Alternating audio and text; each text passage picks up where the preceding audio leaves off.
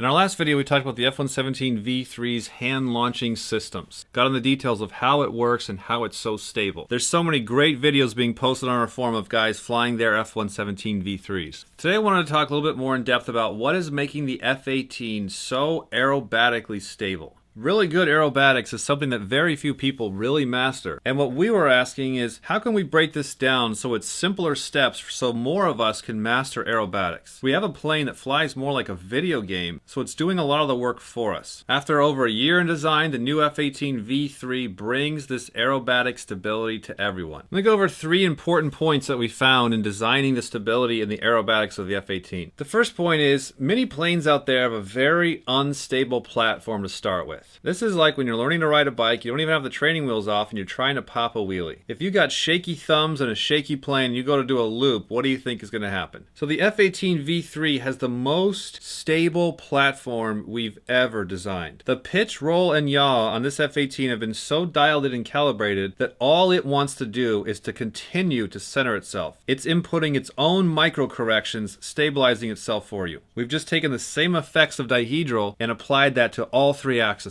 in a very tricky, subtle way. The second point is, many planes have an inefficient power system. Now you have your plane and your power system fighting each other. An expert on our forum, F1 Wannabe, is really good at pointing these kind of things out because he's got a real knack for feeling the subtleties of a plane, both with its aerodynamics and its power systems. So when you see guys doing work on their propellers, their motors, batteries, there's a lot going on there to get those planes dialed in. Now we had to spend years trying to figure this stuff out, not just with the F-18, but all of our designs over the years. So the F-18 V3 is extremely power efficient. Because what we really did is we looked at the most normal power system that we've all been using for a lot of years. That's the 2200 kV, 47 gram outrunner on a 6x4 prop, and go, how do we build a plane around that? Because that power system, you mess with the KVs, you mess with the prop, you're now moving farther away from the ideal setting for a plane. And when I say ideal, I'm saying something that is ideal to apply to the largest number of people. Sure, you can get bigger, faster, heavier, but that's now on a margin of the spectrum here, see? Having the F-18 V3 be extremely efficient with just a stock standard 2200 kV motor is like a flying DeLorean that runs off of garbage. Get your cheap Hobby King motors, throw it on the F-18, and it's going to be at its peak performance. Not because that motor's so good, but because the airframe is so efficient. And the third thing that makes a lot of other planes out there very challenging to fly in aerobatics is that their control surfaces aren't calibrated in. You see this for sure when you see the guys that have the little tips of the wings still on the planes. You know, they have the ailerons that don't go all the way out. They're trying to look like the scale planes. And you know that stuff is just going to break off on the first day. That is showing that somebody is just going to the Google images, taking a scale plane, copying, pasting it, and making it an RC plane and selling it as fast as they can. Because that's really what it comes down to. It's not cost effective to redesign the control surfaces to match the RC plane. It's easier to just copy the last guy. And because designers aren't taking the time to calibrate their control surfaces,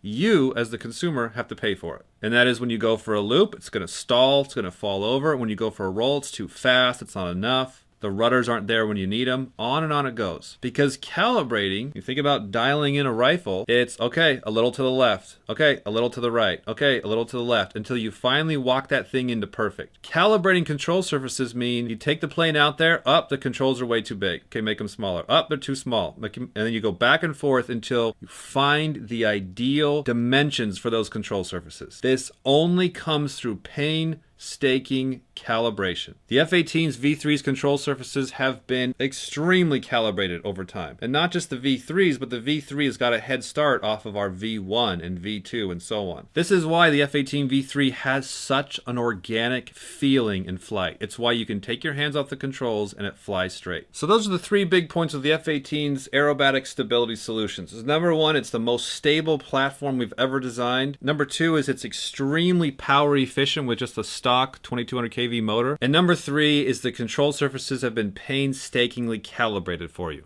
Plane comes with wiring diagrams, start with those. A personal flight tip I would say for aerobatics is have a parachute plan. What I like to do is use the wiring diagram that has the spoilerons. That way, if I ever get into trouble, I can just go to 0 throttle and hit the spoileron switch. Pops the 2 ailerons up, puts the plane in a nice high alpha state, and it starts to parachute down. It's almost like a pause button in real life. Just allows you 5 seconds to gather yourself. We got more information in the link down below the video, and if you think this is really cool, wait till you see the MiG-29 V3 V3 and how it's become more stable at fast speeds.